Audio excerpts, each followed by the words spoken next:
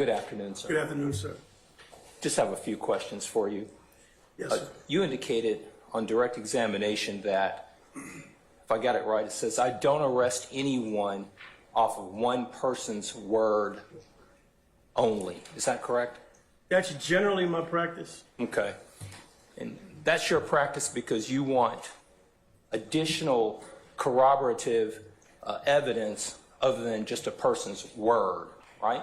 In most cases, yes. And the reason you want that is because when people give you a story or statement, A, they could be telling the truth, correct? That's correct. B, they could be lying, correct? You're correct again. And C, it could be a little bit of both, right? Sometimes it works out that way. So when we're dealing with corroborative evidence, you want to know if they're eyewitnesses, right? I love eyewitnesses, yes. You love eyewitnesses because they are there and they can actually tell you what they saw, correct? Absolutely. They can tell you what they heard, right? Yes. But even though an eyewitness tells you what they saw and what they heard, even an eyewitness can be mistaken, correct?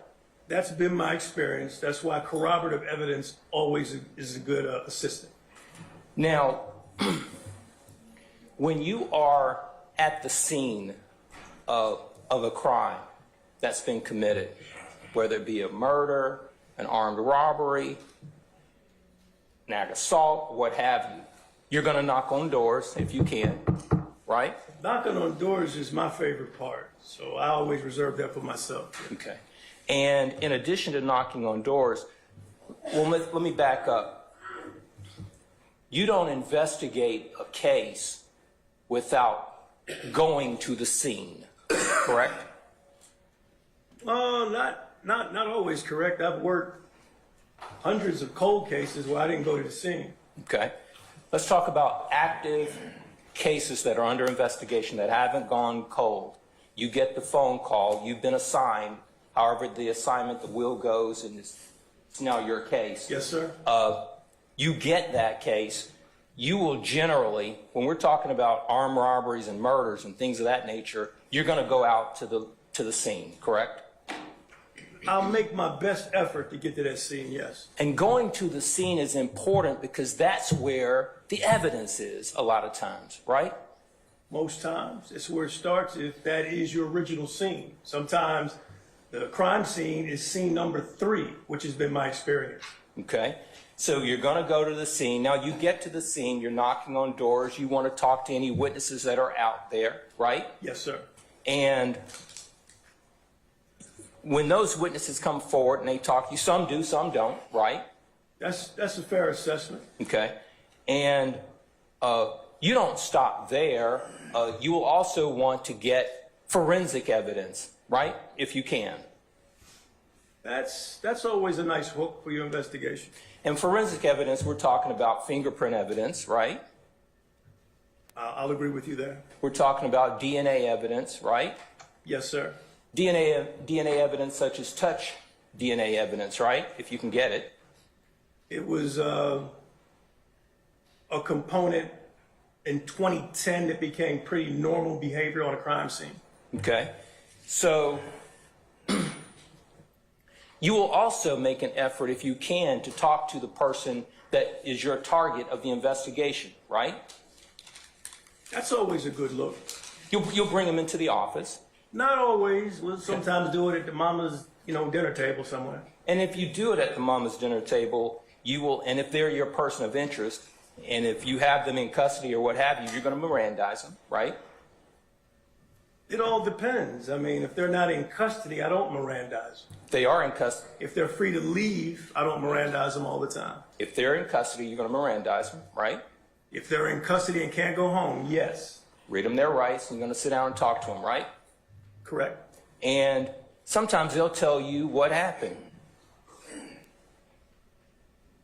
Unbelievably, I've had a lot of success with people being suspects or victims telling me what happened. And they'll tell you sometimes things that are inconsistent with what the alleged victim is saying happened, correct? What are we speaking of? Because my victims are all dead. And again, ag assault is not a crime, and armed robbery are crimes I normally investigate. I'm just trying to understand where you're coming from. Well, I mean, if you believe that a person was robbed and that person is not dead, then that's going to be an alleged victim, correct? That's correct. Okay. So the person that you have in the interview room might give you a different version of events than what the alleged victim says happened, right? That happens. Okay. Now, and in some instances, the person that you're talking to that's in that interview room, they may have their cell phone with them, correct?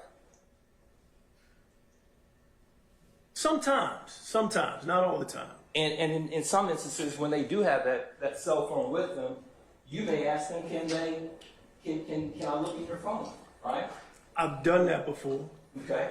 And if they agree to allow you to look into their phone, you'll scroll through the phone. Sometimes y'all scroll through it together, right? So can I explain something for you? Sure. If I've got interest in the phone, I'm only talking about David Quinn Jr., the homicide detective, because that's where I did all my work. I'm getting a search warrant for the phone. I'm not asking permission, but that's just me. A lot of cops do that. If the phone interests me, I'm going to try to get a search warrant because I want everything. I don't want what he or she picks or chooses. Okay. I want everything. So if you get a search warrant, whether you get their consent to look in their phone or whether you get a search warrant to get in that phone, you're looking through the phone.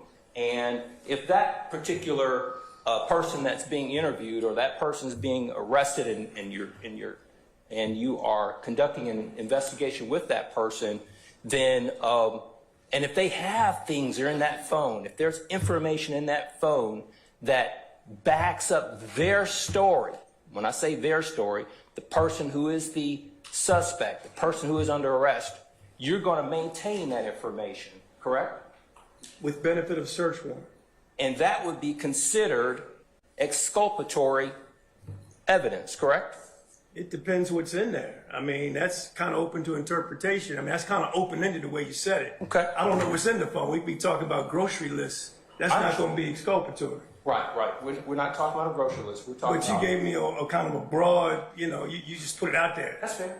All right. I'll narrow it down. All right. So we're talking about evidence that could actually benefit the person that is the suspect in your investigation. That information in the phone that can benefit that person's story, can corroborate that person's story. That's what I'm talking about, okay?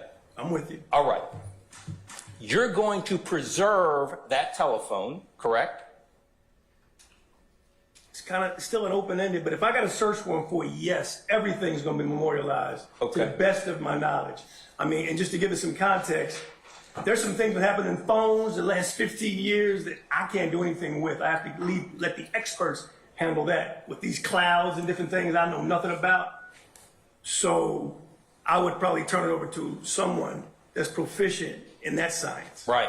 You basically hand that evidence over to someone who can look into that phone and grab that information out of that phone, correct? And yes, and customarily, that expert, they call them cyber crimes unit is the name they gave it when I was down there.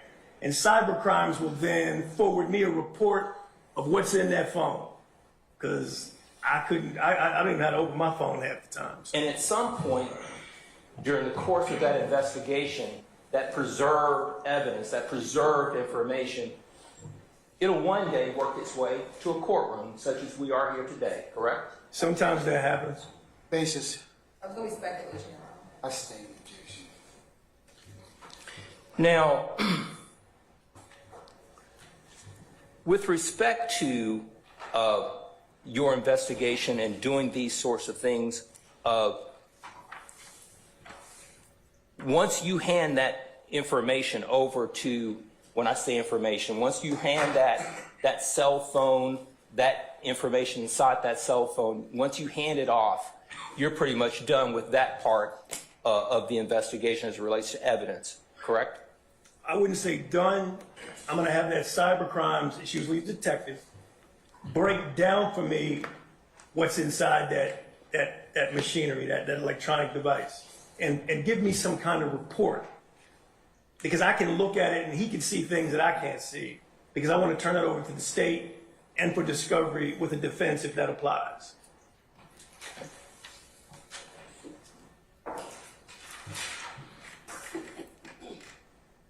And in some cases, you would take, if you believe that that information in that phone that's exculpatory, you would actually walk that information to the district attorney yourself, wouldn't you? Objection, Your Honor, speculation. I sustain the objection.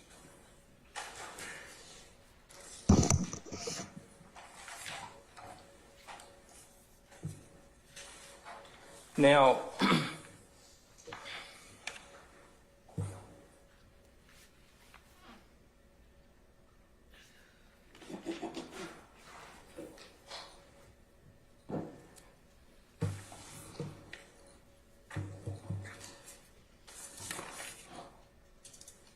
just 1 second, Judge, I'm almost done.